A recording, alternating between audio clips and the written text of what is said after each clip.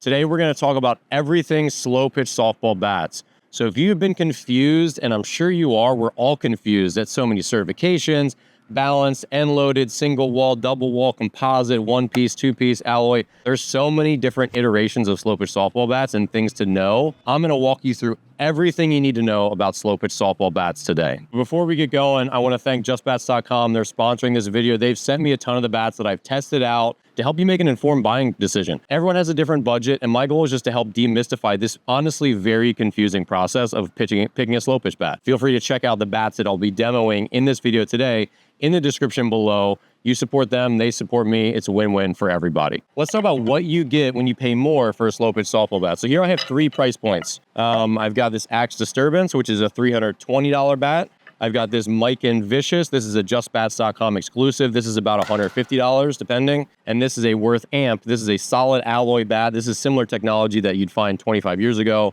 It's basically just a piece of aluminum. This is about $60. So for this $320 bat, this is going to be almost illegal, where it's so good, it's barely within the range, whereas this aluminum pipe probably has a good amount of wiggle room where it's not going to hit the ball nearly as hard, so it's almost going to be easier to manufacture to be legal. So the question, though, is how much does the extra 3 or 4 miles per hour in exit velocity matter to you? My buddy and I tested an Axe Disturbance with this Mikan Vicious, and these are both good bats, but we hit about 87, 88 with this one off the tee, and 90, 91, sometimes 92 with the Axe Disturbance off the tee.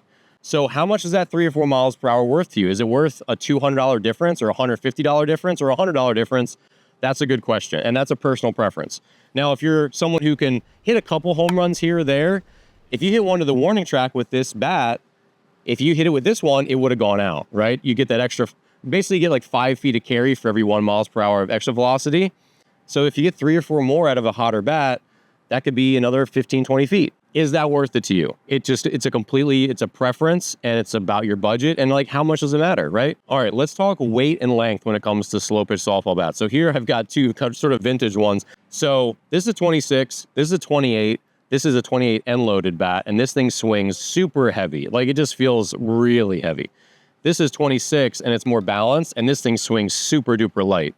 So all bats are 34 inches long in slow pitch softball, and the range of weights go from 25 to 28 generally. You can find them a little heavier, but basically no one swings them heavier than 28, and most players swing 25 or 26 or 27. But the thing to know is that like a 25 end-loaded bat might feel the same as a 26 or a 27 balanced bat. A 27 end-loaded bat might feel like a 29. So it's really up to you, but most players are going to be in the 25, 26, or 27 range, with the 26 being like the sweet spot. A 26 end loaded is never going to feel too heavy, but a 25 or 26 balance might feel a little bit too light. So you should tinker and figure out what works for you. But when it comes to weight and length, 25, 26, 27 is going to be right for most people. All right, so this is probably the most important thing. Let's talk about balanced versus end loaded bats. So this is the same exact model bat. This is the Axe Disturbance. This is the end-loaded version. This is the balanced version. They're both the same 34 inches long and same 27-ounce length. So with the balanced bat, they just have the weight closer to the trademark. That's why they call it balanced. So there's less weight here, more towards the middle of the bat. With an end-loaded bat, they have maybe a ½ ounce or a 3/4 ounce, sometimes a whole ounce loaded in the end. So it feels like it's almost more like swinging a sledgehammer. You feel more of the weight towards the end of the bat, more like a wood bat. If you're asking which is better, the big thing I think comes down to how it feels like swinging speed. So an end-loaded bat can feel a full 1 or 2 ounces heavier than its actual weight.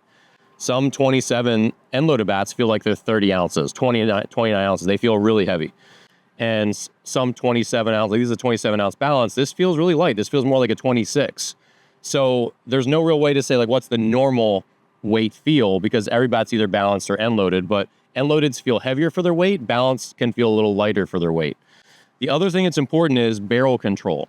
So if you have really strong hands and you have a really like good baseball background, or you're a super experienced slow pitch hitter, then the end load probably doesn't cause your barrel to drop. But if you aren't as experienced and maybe your hands, you tend to get beneath the ball and you hit a lot of pop-ups, an end-loaded bat is going to exacerbate that problem, because the extra end, if you imagine holding a sledgehammer, it's, you know, that weight just wants to fall, right? It takes a lot of wrist strength to keep it up. So with an end-loaded bat, you're more likely to have barrel control issues where the end load forces the barrel to sort of like, it's hard to control it because it's so far away from your body. So the balanced bats can be easier to be accurate and finding sweet spot a little more. But some people say that the extra weight in the end adds to the oomph and that you'll get more power with the same swing speed with an end-loaded bat. But it comes down to personal preference. The other big factor is when you have a balanced bat, it can make it feel like your hands shoot through the zone really quick. Some people like that, but some people with quick hands, they feel like, oh, I want the end load to kind of almost slow me down, because when I have the balanced bat, I'm in and out of the zone too quick and I feel too fast and I roll over stuff or whatever. So it comes down to feel also. There's not like full hard and fast science for all this. How do you want your swing to feel? Some people can lift the ball better with an end-loaded bat or a balanced bat. So it just depends, but it is important to tinker with this. Try your buddies' bats, ask them to borrow them, and really pay attention to how does a end-loaded bat make me feel as a hitter? How does a balanced bat make me feel? Which one seems like it's best for my swing? All right, let's talk composite versus alloy when it comes to slow pitch softball bats. So here I've got two different bats. This is an Easton Kapow. This is a USSSA softball bat. This is like a superhero series, kind of fun. This is a composite barrel, composite handle. This is a two-piece. This is also a two-piece. This is a alloy handle, alloy barrel. This is a Mike and Vicious. This is a JustBats.com exclusive bat. So with these two bats, which is better? Really, it comes down just the pros and cons of each material. So let's talk about alloy first.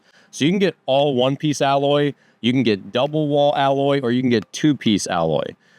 So we're just going to talk about alloy in general. So alloy is just aluminum, and it's going to be more durable because the aluminum doesn't need to be broken in, which we'll talk about in a second. And it's also less going to be affected by cold weather. So if you play in a cold weather state, like I lived in Illinois for 9 years, if you're playing in April, playing slow pitch softball, and it's 40 degrees or 35 degrees and snowing into your mouth sideways, an alloy bat is going to be a lot more durable and it's not going to crack right away in really cold conditions. This is going to be better if you kind of play through all the seasons in slow pitch, and these can still be really high performing bats. But the durability is the biggest thing with alloy, and they're going to ping and they're going to sound and they're going to feel a little bit different. When it comes to composite, these are made of like layers of carbon fiber and other materials, and these are much more susceptible to cold weather. So if you hit with your composite bat when it's 35 degrees out, over and over and over, you're going to break it because the composite fibers, they flex and return to their shape, but they can only handle so much and they get very brittle when it gets colder. So these are much better and they perform better when it's hotter. So that's one of the big things to consider. Composites also can feel a lot more forgiving where they have less vibration compared to alloy bats. But really it comes down to a personal preference. But the weather thing is an important thing to choose. So if you're going to hit in the batting cage outside a lot, doing a lot of practice, you probably want to find an alloy bat to do that, to take to the cage. The other thing that's important is break-in time. Alloy bats, the metal is the metal. The aluminum is the aluminum. They don't need to be broken in to improve. With composite bats, they need to be broken in. Now, they can still be usable right out of the wrapper. But as you break them in, they get better and perform better with time because they're stiffer when they come out of the wrapper because they have to pass the test to be legal. But as you hit them, those rigid composite fibers, the carbon fiber and others, they start to crack a little bit and they start to weaken. So they start to give more of what's called the trampoline effect. So these become more bouncy the more you hit them, and then they'll hit the ball farther. So this bat right out of the wrapper will not hit the ball quite as far as it will 300 swings later when it's very well broken in. That's pretty much true of all composite bats. Companies say hot out of the wrapper, which there's no independent certifying body to say whether that's hot out of the wrapper or not. Best to assume that if a company's saying hot out of the wrapper, it's just marketing speak, because why wouldn't you say that? And no one's going to call them on it. So every bat gets better with age, but so expect some break-in. Okay, let's talk about one-piece versus two-piece slow-pitch softball bats. So here I've got an Axe Disturbance. This is a really great bat. This is a two-piece composite bat. And here I've got an Easton Salvo. This is a JustBats.com exclusive. This is a one-piece composite bat. So these are made of similar materials, like they're different manufacturers, so not the exact same materials, but this is one piece and this is two. Let's talk about the difference. So with two-piece bats, they typically have this like rubber damper connector. These are fastened together in the factory. And so if you hit the ball on these two-piece bats, the vibrations, like if you played baseball when you're younger in the cold, you hit one off the end or off the trademark, it'll buzz and it can really hurt your hands. Two-piece bats basically solve that problem. And of course, slow-pitch softball bats are much more forgiving than baseball bats. But basically, the vibrations won't make it through this filter, this rubber connector where the bat is fastened at the handle. So you're going to have more forgiveness when it comes to like vibration, all that stuff. You won't feel as much with the 2-piece bat. With the 1-piece bat, any vibrations that happen at the end or anywhere up here are going to make it all their way down to their handle. So you're going to get a little more vibration, but with that, you'll also feel a little bit better where you hit the ball on the bat.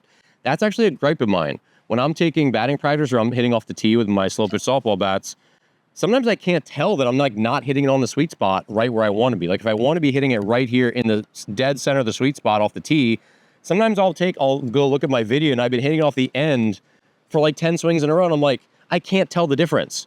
And sometimes that's a positive, sometimes that's a negative. So that's something to consider, that you're going to get more feedback out of a 1-piece, where maybe if you're practicing with the 1-piece is better because you'll get more feedback when you hit it perfectly or when you don't. And then you can make adjustments to try to hit it more perfectly more often. That's the game, right? The other thing is stiffness of handle and stiffness of swing. So some bats have different types of handles. You might get a 2-piece where it says you can get a stiff handle flex or a super stiff or a regular flex handle. So when you swing harder, you want a stiffer bat. When you swing not quite as hard, you want a little more flex of a handle if you have a 2-piece, because it'll give you a little bit of whip through the zone. But if you have a ton of bat speed and you have a regular flex, like a lot of flex handle, now the bat might start to feel a little bit rubbery, and you don't want to quite get that. So the harder you swing, the stiffer the bat you want to get the most power, because you want to transfer force to the ball. Think about it, if it had too much flex, it'd be like swinging a pool noodle, and it doesn't matter how hard you swing it, you're not going to hit the ball hard at all, right? Much stiffer 1-piece, a little less stiff right out of the box with the 2-piece. So if you're a big power hitter and you want to get the most energy transfer possible, you're going to get that with a 1-piece, and you're going to get a little less energy transfer with the 2-piece. But I'm not sure the difference is really that big. That's more of a theoretical difference. Is that really going to matter if you destroy a ball with both these bats and they were identical, but one's 2-piece and one is 1-piece? Who knows? Maybe one goes 5 feet farther. We don't know. But theoretically, the physics and the engineering checks out. So that's the main differences between 1-piece and 2-piece slow pitch softball bats. All right, let's talk about bat stamp. So right off the bat, you got to figure out if your league is USSSA. If so, they need to have this USA softball stamp, or the bat needs to have this ASA stamp. ASA and USA are the same thing. You want to make sure your bat is certified for that. So just look for it. It'll say this in the description when you buy a bat. There's also something called dual stamp bats. Dual stamp means it's certified for USA or ASA and USSSA. So if you want one bat that can play in multiple leagues, if you play in the USSSA league and the USA softball league, ASA league, now this can be a good cost saving measure, but we'll talk in a second about why you may not want a dual stamp bat. Now this Easton Kapow is a USSSA bat, and you can see it has the USSSA softball stamp. It does not have the USA baseball or the USA or ASA stamp. You might be asking, what is this ISA and NSA stamp? Is that important? And the answer is basically no. Everyone plays either in ASA USA league, that's what I play in, or they play in USSSA, or they play senior slow pitch. So the big ones, though, are USSSA or ASA. You don't need to worry about this ISA or NSA stamp very much. And lastly, I don't have a senior slow pitch bat to demonstrate with, but this is an old bat, so we'll call this our senior bat. Senior slow pitch is a type of league. They have their own bat certification, and senior slow pitch bats are just very thin walls, and they're very powerful. So they basically equalize the fact you're getting a little older, you don't hit the ball as far, but this bat is going to whop one. So senior slow pitch bats are really powerful, but they also are such thin-walled that they break a lot more easily. They're not as good for cold weather. They're less expensive because there's less demand for them, because there's fewer senior slow pitch leagues than USSSA leagues, ASA leagues, etc. All right, so you might be asking yourself, what's the difference between a USSSA bat and an ASA or USA bat, and why does it matter? So let's talk about it. So the ball type that's used in USSSA play is a 375 compression, 0.44 coefficient of restitution softball. All you need to know about that is that 44 375 balls or harder are very, very hard balls. In USA or ASA softball, the balls are 52 coefficient of restitution and 300 compression, which means they're more easily compressible and they are essentially squishier, even though neither really feels squishy in your hands. Now with the USSSA softballs, they're so hard, and you can feel this, that they are meant for USSSA bats So in USSSA, with the ball bat relationship is this. I want you to think about the barrel being rubber and the ball being concrete. The ball does not flex. The barrel flexes and shoots the ball off farther.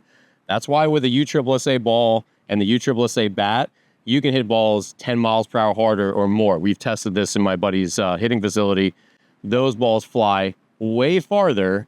And again, 1 mile per hour of exit velocity is about 5 feet of flight. So you could hit a ball potentially 50 feet farther with a USSSA ball and a USSSA bat. Now for the USSSA bats and balls, we have the ball is rubber and the bat is concrete. So the ASA bats don't flex as much and the ball does more of the flexing. The ball is rubber, the bat is concrete with ASA. And again, the opposite is true with a USSSA bat. The bat is rubber and the ball is concrete.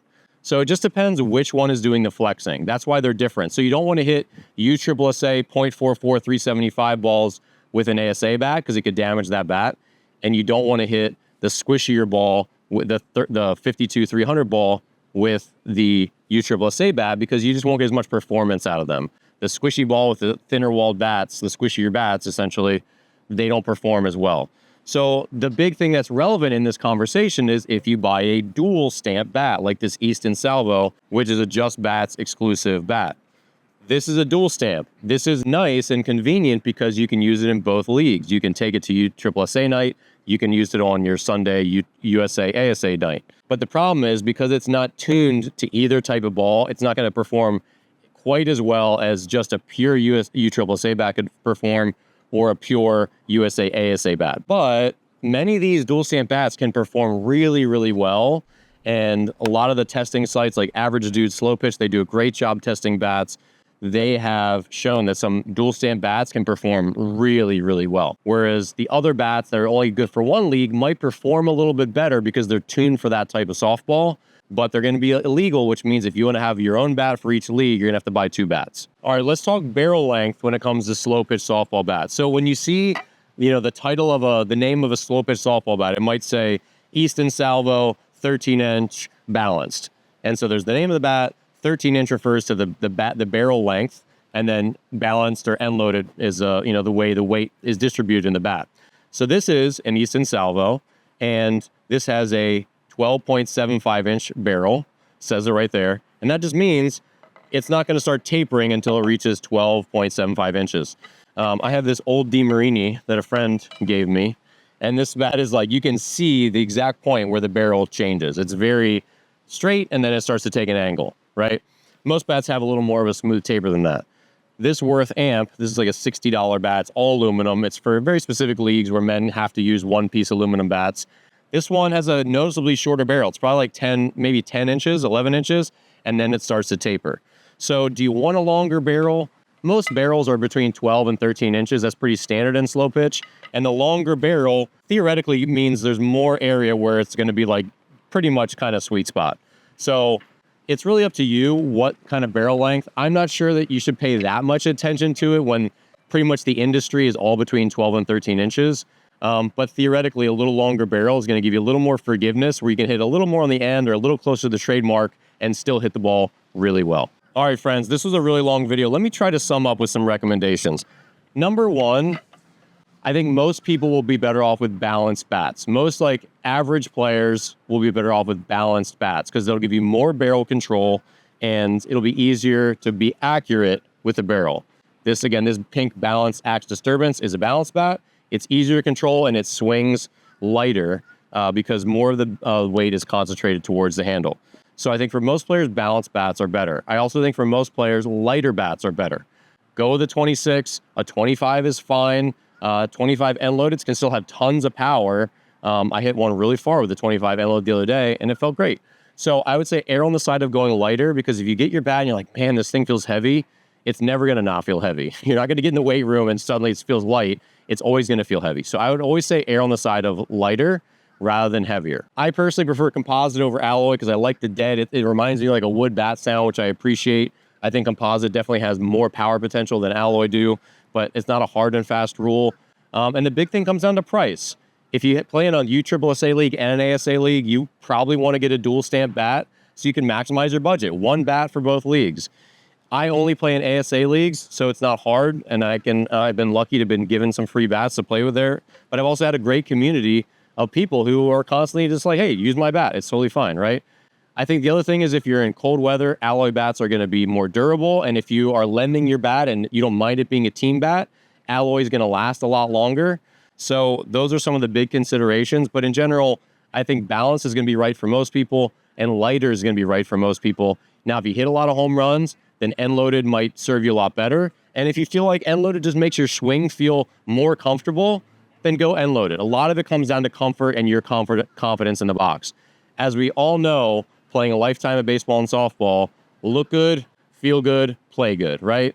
So if you look good, you got your uniform, you got your new kicks, you got whatever, your new batting gloves, that placebo effect helps. If you just feel good with the bat, even though maybe it's a little lighter, a little heavier, whatever, or you just are excited that you bought an expensive bat for the first time and you feel good about it and you're confident, you're probably going to have a better game than otherwise. That stuff all matters. So whatever your budget is, just spend wisely and be really thoughtful about the bats you try out and what you're looking for when it comes to performance in your slow pitch games. So again, thank you to my sponsor, justbats.com. Check them out below. They have really great inventory, a lot of really good sales, great prices, and they're good people. They've supported me. So please support them if you're looking for a new bat or a glove at justgloves.com.